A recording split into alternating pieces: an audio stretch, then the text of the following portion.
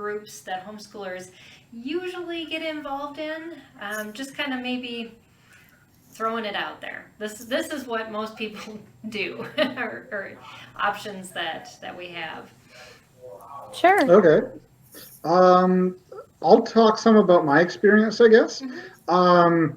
As far as from my own personal experience, when I was being homeschooled, we were involved in, we call it a homeschool co op because the parents were cooperatively teaching together. So that first year, I can remember every Monday and Wednesday afternoon, it was a real fun afternoon because we were getting together with other homeschoolers in our church. And mom taught geography, and someone taught public speaking, which was great. I loved that, still do. We had gym class because it's really hard to have gym class with only 3 kids. Um, You can do it, I so guess. yeah, that was my experience Mm-hmm. as far as for when I was being homeschooled. Now, when my wife and I started homeschooling, we've been involved in a couple different groups. One was very much like the co op that I was in, where it was parents taking turns teaching, things like that.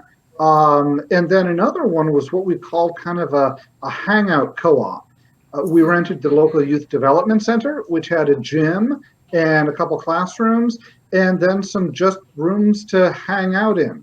And Yeah. so we could go and my kids are not the sit down at desks and listen quietly type. And this Uh-huh. co op was designed for kids who wanted to run around and do hands on Mm-hmm. things. I actually got to teach a class there that was a lot of fun. It Hmm. was a class on great battles through the ages, and we Ah. acted out some of it. And I made a very strict rule at the beginning, which was if you want to come listen to the class, this is where and when I'm doing it. And if you want to wander in and out during the class, you are welcome to do that. Hmm. I will give the entire story, and if you want to be there for the beginning and the end and skip out in the middle and go play in the gym, fine. That's absolutely cool. And that's the kind of co-op that one Hmm. was. Mm-hmm. Now, when I talk with co-ops on the phone and stuff, they want to do things like, dress codes and how do we make sure that kids know they're supposed to raise their hand before they ask questions. Hmm. That is a totally different kind of co-op, and it's great. It's wonderful Right. for kids that like that.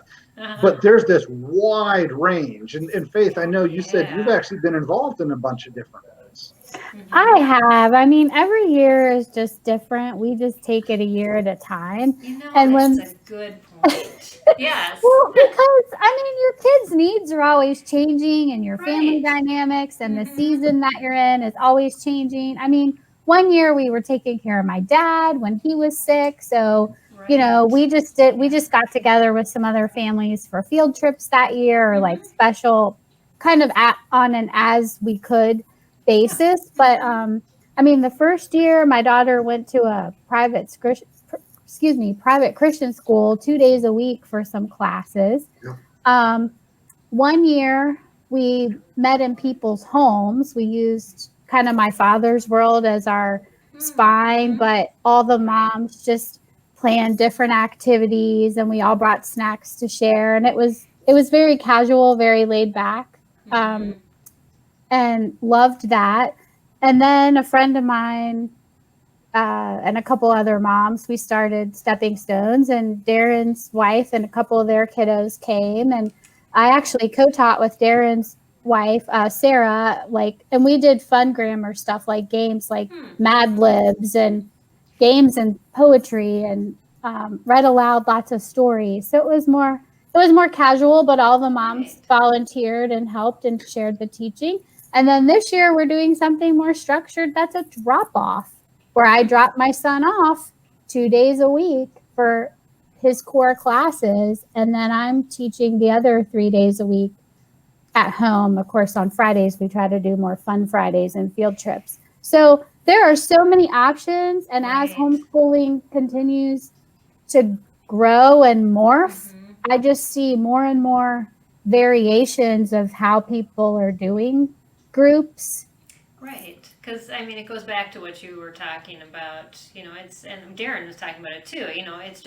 It's the dynamics of the kids and what they need, but also the dynamics of the family and what on a year by year basis are your needs that you can participate or you can't. I mean, sometimes you can commit to a weekly, drop off or whatever, but some years it's like, well, we can show up when we can show up, but I'm not going to pay a big fee for classes that my child's not going to come to, and then somebody's going to get mad at me for not being there. So